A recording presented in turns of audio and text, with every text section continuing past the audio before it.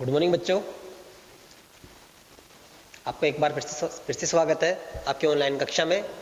कल हम पढ़ रहे थे अलंकार। हमने देखा था अलंकार का अर्थ क्या है, उसकी परिभाषा क्या है, अलंकार के कितने प्रकार होते हैं और कौन कौन से होते हैं।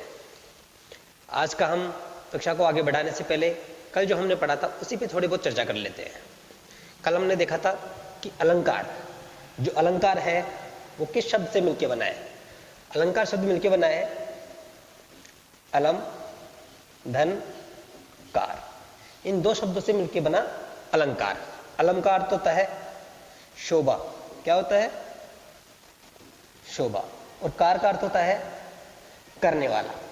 क्या? करने वाला, अर्थात शोभा में वृद्धि करने वाला। शोभा में वृद्धि करने वाला, शोभा में वृद्धि करने वाला। यदि हम इसके अर्थ की बात करते हैं तो जो अलंकार है इसको हम कहते हैं आभूषण, आभूषण या गहना। आभूषण या गहना से हमारा तात्पर्य यह है कि जिस प्रकार आभूषण या गहना एक स्त्री की सुंदरता में वृद्धि करता है, उसकी सुंदरता में चार चांद लगाता है, ठीक उसी प्रकार जो अलंकार है वह हमारे काव्य में या कविता में सुंदरता को बढ़ाने का कार्य करता है, अर्थात शोभा को बढ़ाता है। ठीक है, ये तो रहा इसके अर्थ के बारे में।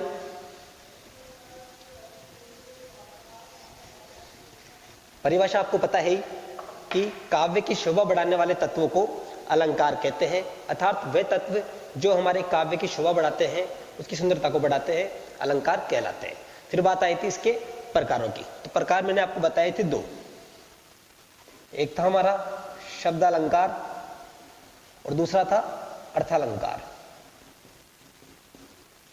ठीक है, शब्दालंकार में मैंने आपको चार अलंकार बताए थे।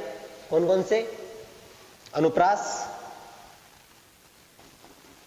ठीक है, यमक, श्लेष और वक्रोक्ति। ठीक है। अर्थालंकार में मैंने बताया था आपको उपमा, रूपक, उसके अलावा आ गया आपका मानवीकरण, अतिशोक्ति,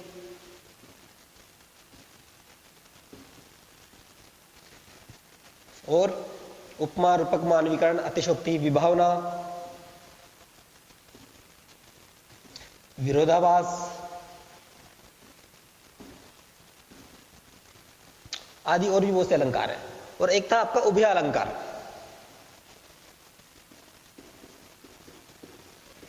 उभय अलंकार, इसकी विशेषता क्या थी? शब्द अलंकार की इसकी विशेषता यह थी कि यहां पर शब्दों के माध्यम से काव्य में चमत्कार उत्पन्न होता है, अर्थात जो भी शब्द होता है अगर उस शब्द के स्थान पर हम कोई दूसरा शब्द रख देते हैं, अर्थात उसका पर्यायवाची रख देते हैं, तो वह अलंकार समाप्त हो जाता है, अर्थात वहां पर अलंकार नहीं रहता है। ठीक इसके विपरीत अर्थालंकार में क्या होता है कि जो भी शब्द आता है और उस शब्द के स्थान पर अगर हम उसका पर्यायवाची रख देते हैं तो भी हमारा अलंकार बना रहता है, उसका चमत्कार बना रहता है, चमत्कार समाप्त नहीं होता है। और उभय अलंकार में अर्थ और शब्द इन दोनों के माध्यम से ही चमत्कार उत्पन्न किया जाता है, सौंदर्य में वृद्धि की जाती है। किसके सौंदर्य में? काव्य के सौंदर्य में, कविता के सौंदर्य में। उसके बाद अनुप्रास देखा था हमने। इसमें क्या होता है? यहां पर वर्णों की आवर्ती होती है। क्या होती है? वर्णों की आवर्ती।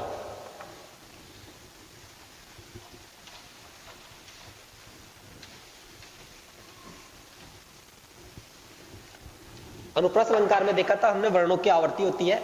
वर्ण कैसे? जिससे आपके सामने उदाहरण था एक, तरनी तनुजा तटतमाल तरवर भव छाए। तरनी तनुजा तटतमाल तरवर भव छाए। यहां पर जो हमारा त वर्ण है उसकी आवर्ती बार बार हो रही है, इसी कारणवश यहां पर इसमें हमने अनुप्रास अलंकार माना। और उसके बाद हमने पढ़ा था एक यमक अलंकार। यमक अलंकार के बारे में क्या बताया था मैंने कि यमक अलंकार में जो शब्द है वो हमारे पास 2 बार आता है, लेकिन प्रसंगवश होता क्या है, जो उसका अर्थ है वो अलग अलग होता है। जैसे मैंने एक दोहा लिखा था, कनक कनकते सोगुनी। कौन सा? कनक कनकते सोगुनी। मादकता अधिकाय या खाए बोराए जग व पाए बोराए। यहां पर प्रथम कनक का शब्द था सोना, और दूसरे कनक का शब्द, दूसरा जो कनक शब्द है उसका अर्थ था धतुरा। कहने को तो दोनों कनक कनक समान ही है, लेकिन जब हम इसका वाक्य में प्रयोग कर रहे हैं तो दोनों ही बार इसका एक अलग अर्थ निकल रहा है कि जो प्रथम कनक का सोना और दूसरे का धतुरा, कि एक धतुरा खाने के बाद तो इंसान सांसारिक रूप से बोरा जाता है, पागल हो जाता है, लेकिन जो सोना होता है उसका नशा ऐसा होता है कि उसको पाने के बाद ही इंसान को ऐसा मोह चढ़ता है, ऐसा नशा चढ़ता है कि वो अपनी सुध-बुद्धि खो बैठता है। ठीक है। उसके अतिरिक्त एक उदाहरण और था कि सजना है मुझे सजना के लिए। गाना सुना होगा आपने, सजना है मुझे सजना के लिए। सजना है मुझे सजना के लिए। इसमें देखो जो सजना शब्द है वो 2 बार आ रहा है। कितनी बार आ रहा है? 2 बार। लेकिन इन दोनों ही सजना शब्द का जो अर्थ है वो प्रत्येक बार अलग अलग है। प्रथम का क्या है? देखो, सजना है मुझे, यहां पर जो सजना है उसका अर्थ है सुंदरता। क्या है? सुंदरता। अपनी सुंदरता में 4 चांद लगाना। और दूसरा जो सजना आया है इसका अर्थ है पति, अर्थात कि मैं सजना चाह रही हूं। किसके लिए सजना चाह रही हूं? अपने पति के लिए। इसलिए यहां पर यमक अलंकार है। ठीक है, आ गया समझ में? यहां तक कल हमारा हो गया था।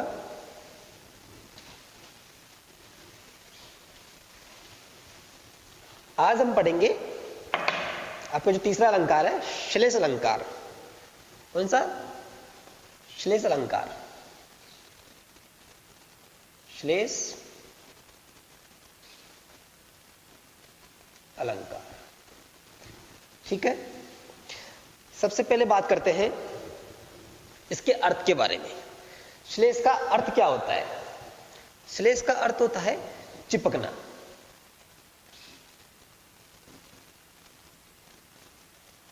चिपकना। जो श्लेष शब्द है इसका अर्थ होता है चिपकना, अर्थात इसमें कोई शब्द है जो एक बार आता है, लेकिन उस शब्द का होता क्या है, प्रत्येक बार अर्थ क्या होता है, एक अलग अर्थ होता है। कोई शब्द उससे जुड़ता है और कारणवश या प्रसंगवश उसके अलग अलग अर्थ हमें प्राप्त होते हैं। जैसे देखिए, सबसे पहले उदाहरण देखते हैं और उदाहरण से ही हम परिभाषा की ओर जाते हैं। बहुत प्रसिद्ध दोहा है रहीमदास जी का, देखिए, सुना भी होगा आपने। रहीमन पानी राखिए, रहीमन पानी राखिए, बिन पानी सब सून। बिन पानी सब सून। रहीमन पानी राखिए, बिन पानी सब सून। पानी गए ना उबरे। पानी गए न उबरे। पानी गए न उबरे। मोती मानस चून। मोती, मानस और चून। यह प्रसिद्ध दोहा है रहीमदास जी का। इसका अर्थ देखिए कि रहीमन पानी राखिए, बिन पानी सब सून। पानी गए ना उबरे, मोती मानस चून। यहां पर एक शब्द है जो बार बार आ रहा है हमारे पास, ये पानी, पानी। ठीक है, पानी। यहां पर कवि कहना चाह रहा है कि रहीमन पानी राखिए। पानी का अर्थ है इज्जत। क्या है? इज्जत। कि मनुष्य को सदा अपनी इज्जत का ध्यान रखना चाहिए, क्योंकि बिन पानी सब सून, इज्जत के चले जाने पर सब सूना हो जाता है। मनुष्य की जो मेन है वह इज्जत है। अगर इज्जत चली जाती है तो उसका सब कुछ नष्ट हो जाता है। पानी गए ना उभरे, अर्थात इज्जत के चले जाने पर मोती, मानस और चून, इनका भी घमंड नष्ट हो जाता है। कैसे? यहां पर अब देखो, ये शब्द, एक जो पानी शब्द है वो इन तीन शब्दों के अलग अलग अर्थ में प्रयुक्त हुआ है। मोती से हमारा तात्पर्य किससे है? मोती से है चमक से। मोती के अर्थ में जो हमारा शब्द प्रयुक्त हुआ है वो है चमक। मानस से है, मानस यानी मनुष्य, इसके अर्थ में जो पानी शब्द का अर्थ प्रयुक्त हुआ है वो है हमारे लिए इज्जत। क्या? इज्जत। तीसरा है हमारे पास चून। चून यानी आटा, जल। कि जिस प्रकार यदि मोती है और मोती की चमक गायब हो जाती है तो उसका कोई मोल नहीं रहता है, ठीक उसी प्रकार मनुष्य की जो इज्जत है, अगर एक बार मनुष्य की इज्जत चली गई तो उसे प्राप्त करना बहुत मुश्किल होता है, बहुत कठिन होता है, दोबारा उसे जल्दी से प्राप्त नहीं किया जा सकता। ठीक उसी प्रकार यदि एक बार आटे के अंदर अगर जल मिल जाता है तो फिर से हम उसे आटा नहीं बना सकते, वह आटा हमारे लिए व्यर्थ हो जाता है, बिना काम का हो जाता है। इसलिए इन सब का उपयोग बड़ी सोच समझकर करना चाहिए। तो इस प्रकार जो ये पानी शब्द है वो इन तीन शब्दों में अलग अलग रूप से प्रयुक्त हुआ है। तो यहां पर कौन सा अलंकार हुआ हमारे पास? श्लेष अलंकार। ठीक है, एक उदाहरण और देखिए।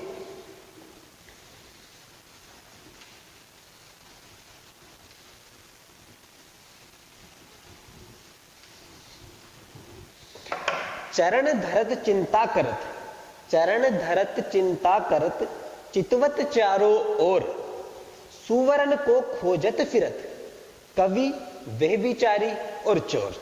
क्या? कि चरण धरत चिंता करत, चरण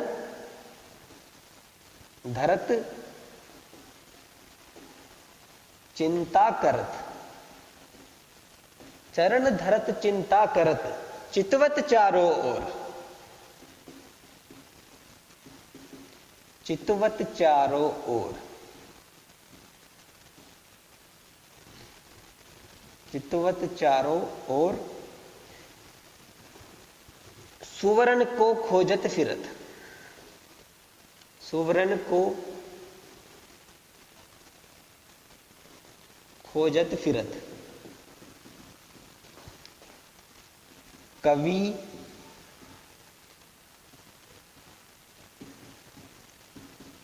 व्यभिचारी और चोर।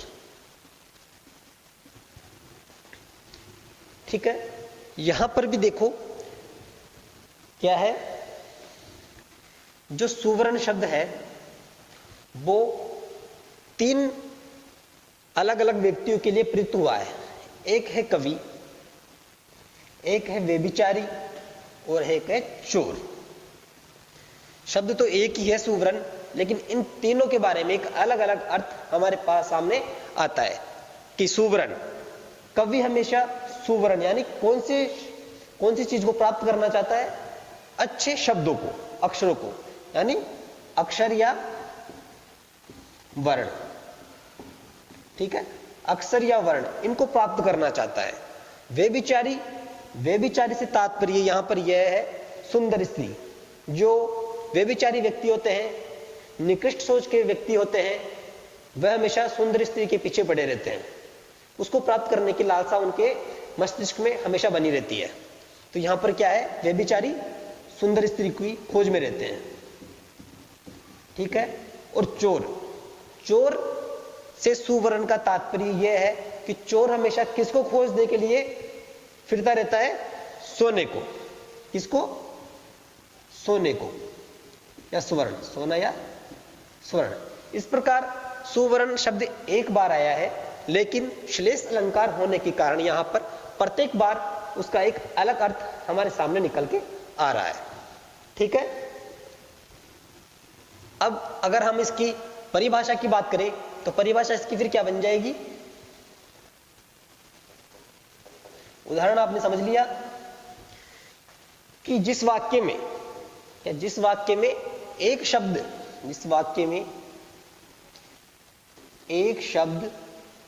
एक बार आए, क्या इस वाक्य में एक शब्द एक बार आए,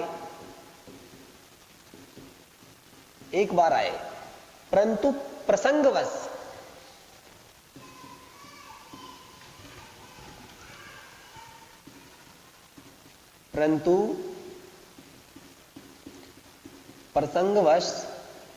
प्रत्येक बार उसका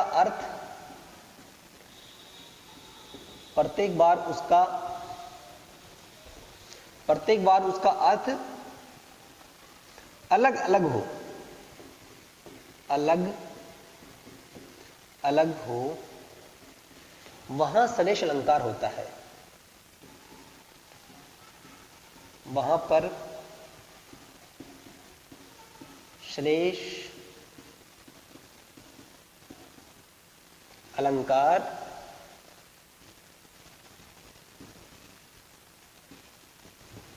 होता है। ठीक है, नोट करिए इसे एक बार।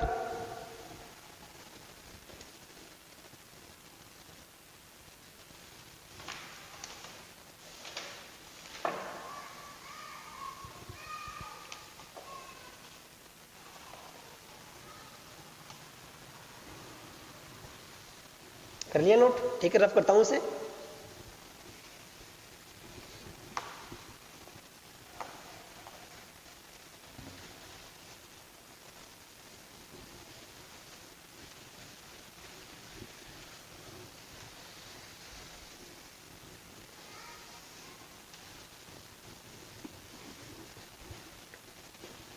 ये तो हुए आपके शब्द अलंकार। अब बात करते हैं हम अर्थालंकार की, कि अर्थालंकार क्या होते हैं।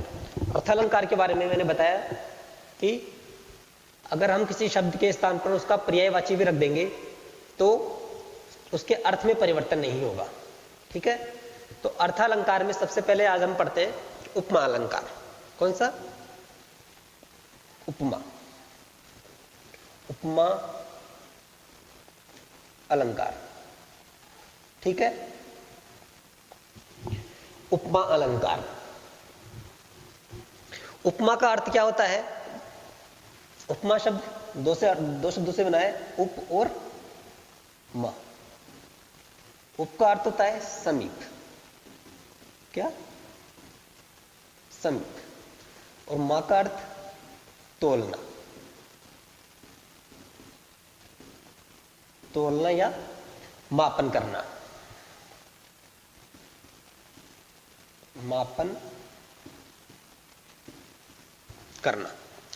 अर्थात दो शब्दों को इस प्रकार तोलना या मापन करना कि उन दोनों में कोई भेद ही ना रहे।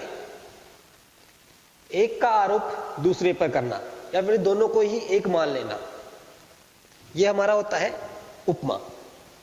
सबसे पहले हम उदाहरण लेते हैं और फिर इसकी परिभाषा को समझते हैं। ठीक है, जैसे आपके सामने है,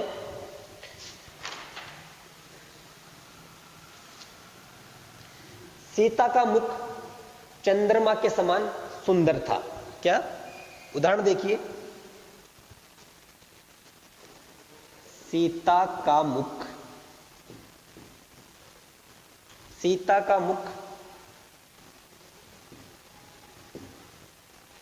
चंद्रमा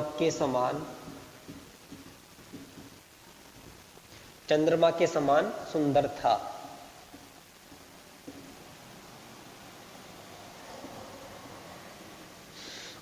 इसमें देखिए, जो सीता का मुख है वो किसके समान है? चंद्रमा के समान। अर्थात इसमें एक का आरोप दूसरे पे किया जा रहा है। इसमें 3-4 चीजें इंपॉर्टेंट है, वो पहले आपको समझनी है। क्या? उसको देखिए पहले। इसमें 4 चीजें हमारे सामने आती है। एक होता है इसमें उपमेय। क्या होता है? उपमेय। एक होता है उपमान।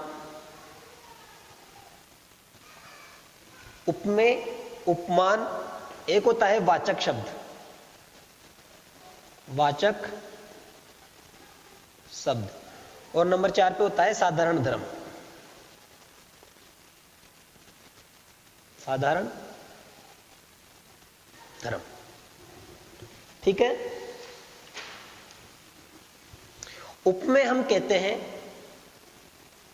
उपमेय किसे कहते हैं? जिसकी उपमा दी जाती है। क्या? जिसकी उपमा दी जाती है। और उपमान कहलाता है जिससे उपमा दी जाती है, जिससे उपमा दी जाती है। ठीक है। वाचक शब्द होता है जोड़ने वाला। क्या? जोड़ने वाला, इन दोनों को जोड़ने वाला, उपमेय और उपमान को जोड़ने वाला वाचक शब्द। और साधारण धर्म होता है जो दोनों में क्या होता है? समान होता है। क्या होता है? समान होता है, जो दोनों में समान होता है, जिससे कंपेयर किया जाता है, वह होता है साधारण धर्म। उपमेय को हम बोलते हैं प्रस्तुत। क्या बोलते हैं इसे? प्रस्तुत भी बोलते हैं। और उपमान को कहते हैं हम अप्रस्तुत।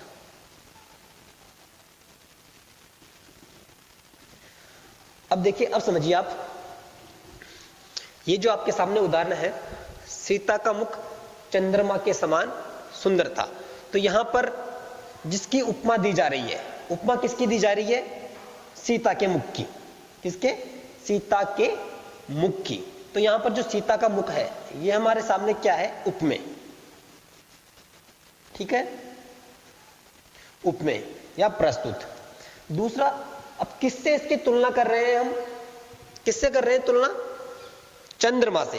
किससे कर रहे हैं? चंद्रमा से। तो ये हमारा क्या हुआ? उपमान। ठीक है, ये हुआ हमारा उपमान। ठीक है। अब वाचक शब्द, वाचक शब्द है, वाचक शब्द इसमें कौन सा है बताइए? वाचक शब्द कौन सा है इसमें? के समान। ये इसको जोड़ रहा है। और साधारण धर्म हुआ हमारा सुंदर। सुंदर क्या है? दोनों में समान है। यह हुआ हमारा साधारण धर्म, साधारण धर्म। और ये वाचक शब्द के समान, ये हमारा है वाचक शब्द, वाचक शब्द। ठीक है। तो इसमें एक का आरोप दूसरे पे किया जा रहा है और दोनों को ही एक मान लिया गया है। अब एक बार इसको आप रहने दीजिए, एक उदाहरण से और समझिए।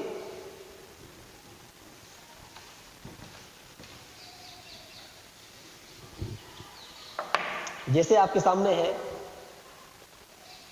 राधा बदन चंद सो सुंदर। क्या? राधा बदन, राधा बदन चंद सो सुंदर। ठीक है। अब इसमें देखिए, मैं आपसे पूछूं कि उपमेय कौन सा है? प्रस्तुत, जिसकी उपमा दी जा रही है। उपमा किसकी दी जा रही है? राधा की। तो राधा हमारे पास क्या हुआ? उपमेय। ठीक है। दूसरा, उपमान कौन सा है इसमें बताइए? इसके अंदर उपमान कौन सा है? उपमान है इसमें चंद। चंद यानी चंद्रमा।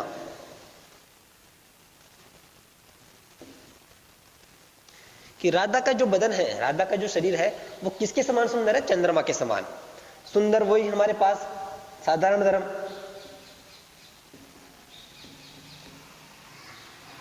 जो दोनों में ही कॉमन है, जिससे तुलना की जा रही है। ठीक है। दोनों क्या है? सुंदर है। और सो क्या है हमारे पास? वाचक शब्द, वाचक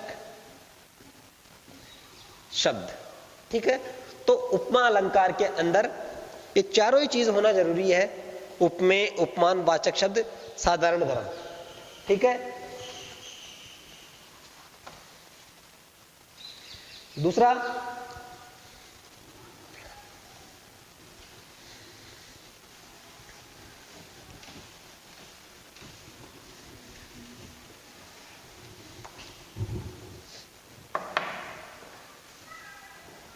अब अगर हम परिभाषा की बात करते हैं, परिभाषा की बात करते हैं तो परिभाषा क्या बनेगी इसकी बताओ।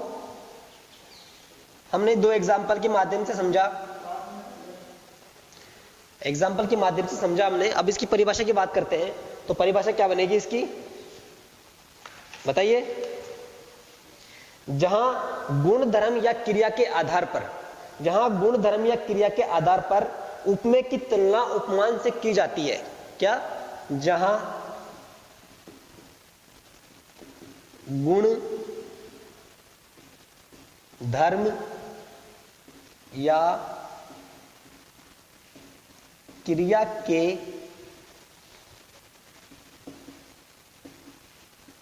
आधार पर, जहां गुण धर्म या क्रिया के आधार पर उपमेय की तुलना, उपमेय की तुलना उपमान से की जाती है, वहां उपमा अलंकार होता है। उपमा अलंकार होता है। ठीक है, या हम ये कह सकते हैं कि उपमेय और उपमान में दोनों में इस प्रकार समानता होती है कि एक का आरोप दूसरे पे किया जाता है और दोनों को ही एक दूसरे के समान मान लिया जाता है, वहां हमारा उपमा अलंकार होता है। ठीक है, आगे समझ में।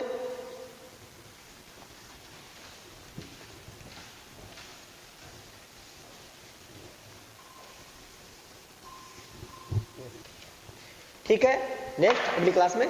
धन्यवाद।